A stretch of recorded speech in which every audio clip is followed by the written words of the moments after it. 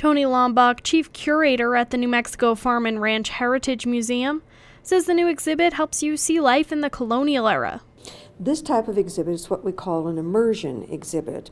And by immersion, people will walk into this exhibit, which is a New Mexico Colonial Home, and they will transform themselves back to 1815. Everything that you see in here is based on archaeological excavations and historical records, and so visually it's very accurate. And of the objects that are here, all of them are very accurate to the time period also. She says a lot of research was done to make sure the home looked as close as possible to the real thing. Everything about it on the exterior in terms of the mud plastering, the use of vigas and latillas, the corbels to support those architectural elements, to the pintle hinges on the doors, all of those are very, very authentic to the time period.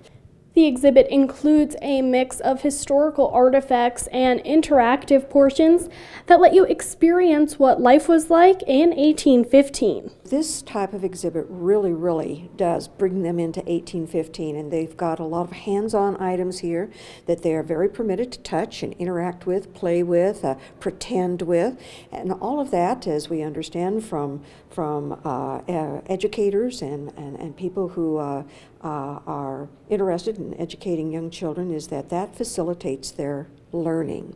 And so, yes, they learn a lot. She says this is a good part of local history because it is the type of home you would have seen in Las Cruces in 1815.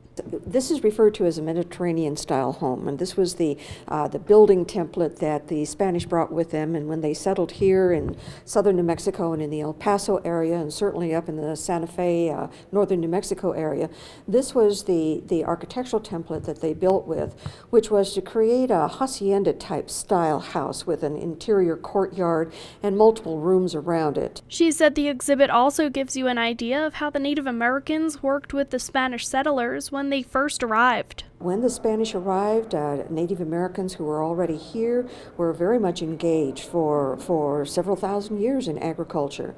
And it was their stored crops and understanding of the environment that enabled the Spanish to survive the early years here.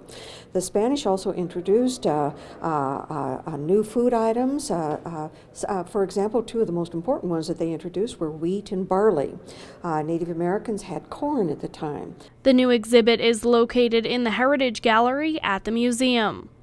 For KRWG, I'm Samantha Sonner.